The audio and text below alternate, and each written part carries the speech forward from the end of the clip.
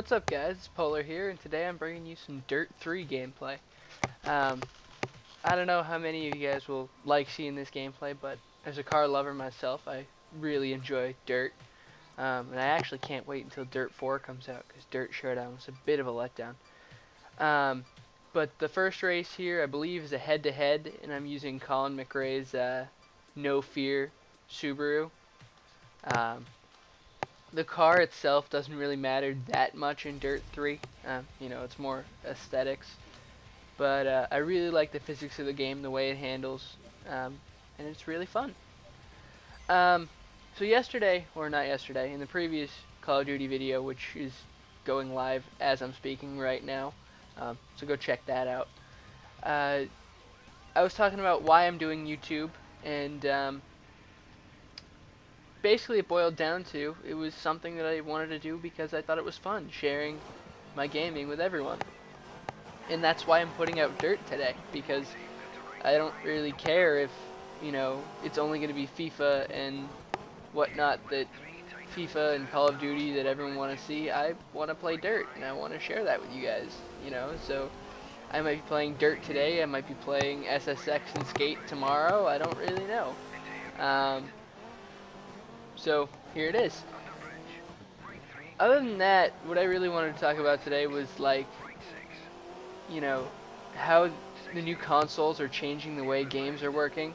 Because Dirt 4 hasn't really even been announced for development yet. I mean, they've teased it a little bit, but with the new consoles, they haven't said, yes, there will be a Dirt 4. No, there won't be a Dirt 4. And it also is impacting the way games sell, because both companies, Sony and Microsoft, are they're trying to keep pushing the Xbox 360 and the PS3, when in actuality what they're doing most of the time is just killing the sales for those systems and putting a burden on the developers for making the games for them. So not only are, say, take Call of Duty and FIFA going to be not as good as they could be on the new consoles, but they're also not going to sell very well on the older consoles. Now I know I'm buying FIFA 13 for the PS3, but that's only because everything transfers over to the PS4. NHL 14, that's for the PS4. Call of Duty Ghosts, that's for the PS4. I mean, there's no reason to get it for any other system, because it's just not useful. I mean, when NHL comes out, I would either have to play it on the PS3, then resell it back to GameStop, and then buy it again for the PS4, or just wait a month and play it on the PS4. Call of Duty Ghosts is a launch title for both consoles. So why on God's green earth would I ever buy it for the older consoles, the old gen, when it's coming out with the new gen of consoles? That just doesn't make any sense to me. Certain games that came out this summer, like Splinter Cell Blacklist and stuff like that, those games, they can make a case for selling on the old consoles because it's before the release, and it's a long ways before the release. And it's a really good thing that developers like that are making for the old consoles, because they're starting to get a little stale. But as you can see, I come in second place here. And then we're going straight into another round of Dirt, and this is a Gymkhana round on Monaco, I believe. I'm using the Ken Block Ford Fiesta. This isn't the best Gymkhana round I ever put together, but it's okay. And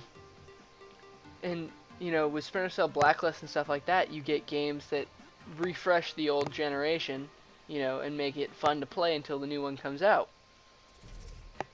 Whereas, Madden and FIFA and NHL, they're nothing new. Madden hasn't been new since 1999. It's the same kind of deal. So we don't really have new things, and what was launched early this year, The Last of Us, Splinter Cell Blacklist, things of that nature, That's what should be released on the old generation. You know, everything else, I think personally, should wait, should be pushed off, because that way, you know, um, if it's not putting a burden on the developers to develop for 2 consoles, the most can be got out of that game, and the most can be brought out of the PS4 and the Xbox One um, with the new games, because they can use all the available hardware because they don't have to back develop. You know, they don't have to develop for a system that's 1/8 of the power of the new systems. You know, I don't even know if it's 1/8. I'm pretty sure it's less than that.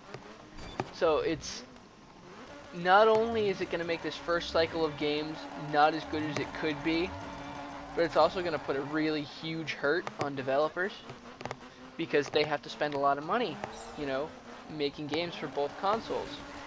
And while I know there's some of you out there that, you know, aren't watching or are watching that aren't getting new consoles right away, that's fine.